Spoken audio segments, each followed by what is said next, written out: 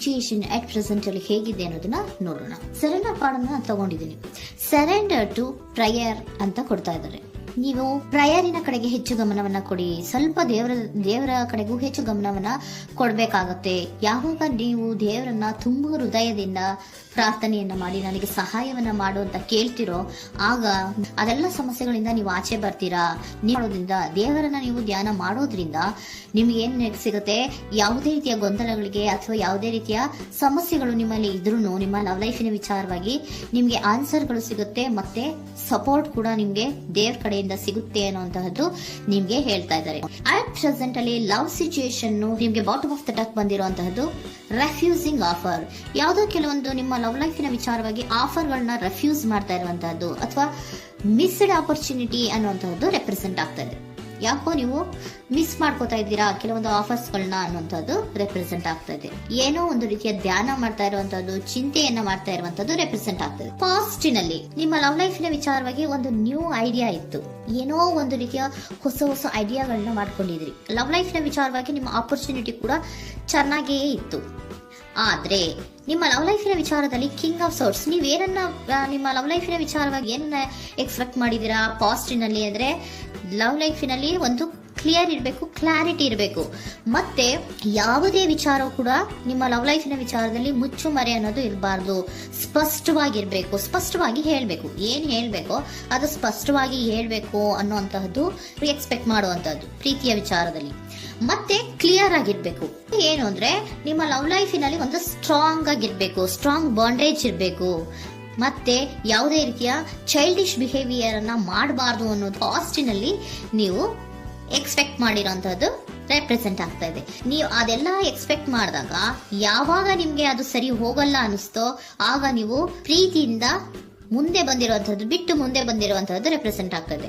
Most probably ನಿಮ್ಮ ಕೆಲವೊಬ್ಬರಿಗೆ ಈಗ ಆಲ್ರೆಡಿ ಕೆಲವೊಂದು ರೀತಿಯ ಬ್ರೇಕಪ್ ಗಳು ಆಗಿರಬಹುದು, ಕಮ್ಯುನಿಕೇಶನ್ ಇಲ್ಲದೆ ಇರುವಂತಹದ್ದು ರೆಪ್ರೆಸೆಂಟ್ ಆಗ್ತಾ ಇದೆ. ಮೋಸ್ಟ್ ಪ್ರಾಬಬಲಿ ನೀವು ಇವಾಗ ಇಬ್ರು ಕೂಡ ನೀವು ಮಾತಾಡದೆ ಇರುವಂತಹದ್ದು ರೆಪ್ರೆಸೆಂಟ್ ಆಗ್ತಾ ಇದೆ. ಸೊ ಯಾವುದೇ ರೀತಿಯ ಕಾಂಟ್ಯಾಕ್ಟ್ ಅಲ್ಲಿ ಇಲ್ಲದೆ ಇರುವಂತಹದ್ದು ರೆಪ್ರೆಸೆಂಟ್ ಆಗ್ತಾ ಇದೆ. ನೋಡಿ, ಮುಂದೆ ಬರ್ತಾ ಇರುವಂತಹದ್ದು ರೆಪ್ರೆಸೆಂಟ್ ಆಗ್ತಾ ಇದೆ. ಯಾಕೋ ತುಂಬಾ ಬೇಜಾರಲ್ಲಿ ಇರುವಂತಹದ್ದು. ಪಾಸ್ಟಿನಲ್ಲಿ ಕೂಡ ನೀವು ಲವ್ ಲೈಫಿನ ವಿಚಾರವಾಗಿ ಕೆಲವೊಬ್ರು ಬೇಜಾರಲ್ಲಿ ಇರುವಂತಹದ್ದು ರೆಪ್ರೆಸೆಂಟ್ ಆಗ್ತಾ ಇದೆ. ಯಾಕೋ ಕ್ಲಾರಿಟಿ ಇಲ್ಲ, ಕ್ಲಿಯರ್ ಆಗಿರ್ಬೇಕು, ಸ್ಪಷ್ಟವಾಗಿರ್ಬೇಕು, ಏನ್ ಮಾತಾಡಿದ್ರು ಅದರಲ್ಲಿ ಯಾವುದೇ ರೀತಿಯ ಮುಚ್ಚುಮರೆ ಇರಬಾರ್ದು ಅನ್ನೋದು ನೀವು ಎಕ್ಸ್ಪೆಕ್ಟ್ ಮಾಡುವಂತಹದ್ದು. ಪಾಸ್ಟಿನಲ್ಲಿ ಕೂಡ ನಿಮ್ಗೆ ಸ್ವಲ್ಪ ಬೇಜಾರುಗಳಾಗಿರುವಂತಹದ್ದು ರೆಪ್ರೆಸೆಂಟ್ ಆಗ್ತಾ ಇದೆ. ಅಟ್ ಪ್ರೆಸೆಂಟಿನಲ್ಲಿ the moon card, 9 of swords, 6 of swords ಬಂದಿದೆ. ಮೂನ್ ಕಾರ್ಡ್ ಏನನ್ನ ರೆಪ್ರೆಸೆಂಟ್ ಮಾಡುತ್ತೆ? ಇಲ್ಯೂಷನ್ ಅನ್ನ ರೆಪ್ರೆಸೆಂಟ್ ಮಾಡುತ್ತೆ, ಕೆಲವೊಂದು ರೀತಿಯ ಭ್ರಮೆಗಳನ್ನ ರೆಪ್ರೆಸೆಂಟ್ ಮಾಡುತ್ತೆ, ಆತಂಕಗಳನ್ನ ರೆಪ್ರೆಸೆಂಟ್ ಮಾಡುತ್ತೆ. ಮತ್ತೆ ನಿಮ್ಮ ಲವ್ ಲೈಫಿನ ವಿಚಾರದಲ್ಲಿ ಯಾವುದೇ ರೀತಿಯ ಸ್ಥಿರವಾಗಿ ಇಲ್ಲ, ಯಾವುದು ಕರೆಕ್ಟ್ ಆಗಿ ಇಲ್ಲದೆ ಇರುವಂತಹದ್ದು ನಿಮ್ಗೆ ರೆಪ್ರೆಸೆಂಟ್ ಆಗ್ತಾ ಇದೆ. ನೆಕ್ಸ್ಟ್ ಕಾರ್ಡ್ ಏನ್ ಬಂದಿದೆ? ಸೆಕೆಂಡ್ ಕಾರ್ಡ್ 9 of swords ಬಂದಿದೆ. ಇದರಲ್ಲೂ ಕೂಡ ನಿಮ್ಗೆ ಆತಂಕ ಇತ್ತು, ಇದರಲ್ಲೂ ಕೂಡ ಆತಂಕ ಇದೆ, ಭಯ ಇದೆ, ಕರೆಕ್ಟ್ ಆಗಿ ನೀವು ನಿದ್ರೆ ಮಾಡ್ತಾ ಇಲ್ಲ, ಯೋಚನೆ ಮಾಡ್ತಾ ಇರುವಂತಹದ್ದು ಈ ಎರಡೂ ಕಾರ್ಡ್ಗಳಲ್ಲೂ ರೆಪ್ರೆಸೆಂಟ್ ಆಗ್ತದೆ. ಇದರಲ್ಲೂ ಆತಂಕಗಳಿದೆ, ಇದರಲ್ಲೂ ಆತಂಕ. ಅಟ್ ಪ್ರೆಸೆಂಟಿನಲ್ಲಿ ಕೆಲವೊಂದು ರೀತಿಯ ವಿಚಾರಗಳಲ್ಲಿ ಭಯವನ್ನ ಪಡ್ತಾ ಇರುವಂತಹದ್ದು ರೆಪ್ರೆಸೆಂಟ್ ಆಗ್ತಾ ಇದೆ.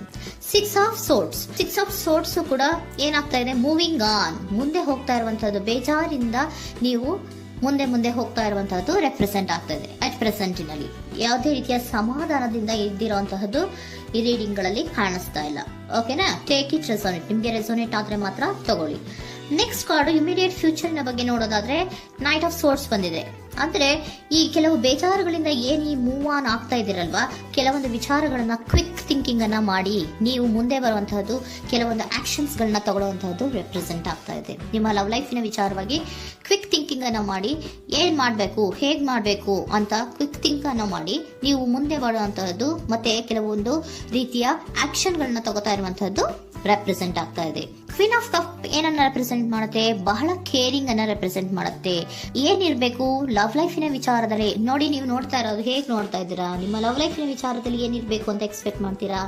ಸ್ವಲ್ಪ ಸ್ಟೇಬಲ್ ಆಗಿರ್ಬೇಕು, ಬಹಳ ಕೇರಿಂಗ್ ಇರ್ಬೇಕು, ಎಮೋಷನಲ್ ಇರ್ಬೇಕು ಅದರಲ್ಲಿ ಅನ್ನುವಂಥದ್ದು ನೀವು ಎಕ್ಸ್ಪೆಕ್ಟ್ ಮಾಡುವಂಥದ್ದು. ಈ ನಿಯರ್ ಫ್ಯೂಚರ್ ನಲ್ಲಿ ನೀವು ಆ ರೀತಿ ಎಕ್ಸ್ಪೆಕ್ಟ್ ಮಾಡುವಂತಹದ್ದು. ನೆಕ್ಸ್ಟ್ ಕಾರ್ಡ್ ಬಂದಿರುವಂತಹದ್ದು ಏರೋಫೆಂಟ್ ಕಾರ್ಡ್ ಬಂದಿದೆ. ಏರೋಫೆಂಟ್ ಕಾರ್ಡ್ ಏನನ್ನ ರೆಪ್ರೆಸೆಂಟ್ ಮಾಡುತ್ತೆ? ಕೆಲವೊಂದು ವಿಚಾರಗಳ ಬಗ್ಗೆ ತಿಳ್ಕೊತಾ ಇರುವಂತಹದ್ದು, ಏನೋ ಕೆಲವು ವಿಚಾರಗಳ ಬಗ್ಗೆ, ನಿಮ್ಮ ಲವ್ ಲೈಫಿನ ವಿಚಾರಗಳ ಬಗ್ಗೆ ತಿಳ್ಕೊತಾ ಇದ್ದೀರಾ. ಏನಾಗಿದೆ, ಹೇಗಾಗಿದೆ, ಸ್ವಲ್ಪ ಆಕ್ಷನ್ಸ್ ಅನ್ನ ತಗೋಬೇಕು ಅಂದ್ರೆ ನಾನು ಸ್ವಲ್ಪ ಕೇರ್ ಅನ್ನ ಮಾಡಬೇಕು, ಸ್ಟೇಬಲ್ ಆಗಿರ್ಬೇಕು ಅಂದ್ರೆ ಸ್ವಲ್ಪ ನಾನು ಕೇರ್ ಅನ್ನ ಮಾಡಬೇಕು, ಆಕ್ಷನ್ ಅನ್ನ ತಗೋಬೇಕು ಅನ್ನುವಂತಹ ನಿರ್ಧಾರಗಳನ್ನ ನೀವು ಮಾಡ್ತಾ ಇರುವಂತದ್ದು ರೆಪ್ರೆಸೆಂಟ್ ಆಗ್ತಾ ಇದೆ. ಹಾಗಿದ್ರೆ ಏಂಜಲ್ ಗೈಡೆನ್ಸ್ ಏನ್ ಕೊಡ್ತಾರೆ? Are you ready? ನೀನು ರೆಡಿಯಾಗಿದ್ದೀರಾ ನೀವು ಅಂತ ಕೇಳ್ತಾ ಇದ್ದಾರೆ ಏಂಜಲ್ಸ್ಗಳು. ಅಂದ್ರೆ ಏನು, ನೀನ್ ಇಲ್ಲೇ ಕುತ್ಕೊಂಡು ಅಳ್ಕೊಂಡು ಬೇಜಾರು ಮಾಡ್ಕೊಂಡು ಕುತ್ಕೊಳ್ಳೋದು ಬೇಡ, ಸ್ವಲ್ಪ ನೀನು ಮುಂದೆ ಮೂವ್ ಆಗು. ಅಲ್ಲಿರೋದ್ರಿಂದ ಏನು ಪ್ರಯೋಜನ ಇಲ್ಲ. Are you ready? ನೀವು ರೆಡಿ ಆಗಿದ್ದೀರಾ? With in the next few weeks, ಕೆಲವೊಂದು ವೀಕ್ಗಳಲ್ಲಿ, ಕೆಲವೊಂದು ವಾರಗಳಲ್ಲಿ ನೀವು ಏನಾಗ್ತೀರಾ? ಅಬಂಡೆನ್ಸ್, ಸಾಮರಸ್ಯ ಅನ್ನೋದು ಇರುತ್ತೆ. ಇಂಪ್ರೂವಿಂಗ್ ಹೆಲ್ತ್ ಅಂದ್ರೆ ಏನು, ನೀವು ಯೋಚನೆ ಮಾಡಿ ಮಾಡಿ ಮಾಡಿ ಏನು ನೀವು ಈ ಆರೋಗ್ಯವನ್ನ ಹಾಳು ಮಾಡ್ಕೊಂತ ಇದ್ದೀರಾ. ಸೊ ಇಂಪ್ರೂವಿಂಗ್ ಹೆಲ್ತಿನ ಕಡೆಗೆ ಗಮನವನ್ನ ಕೊಡಿ. ಆತಂಕವನ್ನ ಮಾಡ್ಕೊಂಡು ಭಯವನ್ನ ಪಡ್ಕೊಂಡು ಮುಂದೆ ಹೋಗ್ಬೇಕಲ್ಲ ಅಂತ ನೀವು ದಿನ ದಿನ ಹೆಂಗೆ ಕಾಲವನ್ನ ಮುಂದೆ ಹಾಕ್ತಾ ಇದ್ದೀರೋ ಅದಕ್ಕೆ ಏನ್ ಹೇಳ್ತಾ ಇದ್ದಾರೆ? Are you ready? ಮುಂದೆ ಬರೋದಕ್ಕೆ ನೀನ್ ರೆಡಿ ಆಗು. ನೀವ್ ಅಲ್ಲೇ ಕೂತಿರೋದ್ರಿಂದ ಯಾವುದೇ ರೀತಿಯ ಪ್ರಯೋಜನ ಇಲ್ಲ. ಸ್ವಲ್ಪ ನಿಮ್ಮ ಹೆಲ್ತಿನ ಕಡೆಗೆ ಗಮನವನ್ನ ಕೊಡಿ. ಸಮೃದ್ಧಿ ಅನ್ನೋದು ಬಂದೇ ಬರುತ್ತೆ, ಸಾಮರಸ್ಯ ಅನ್ನೋದು ಇದ್ದೇ ಇರುತ್ತೆ ಅನ್ನೋದು ಹೇಳ್ತಾ ಇದ್ದಾರೆ.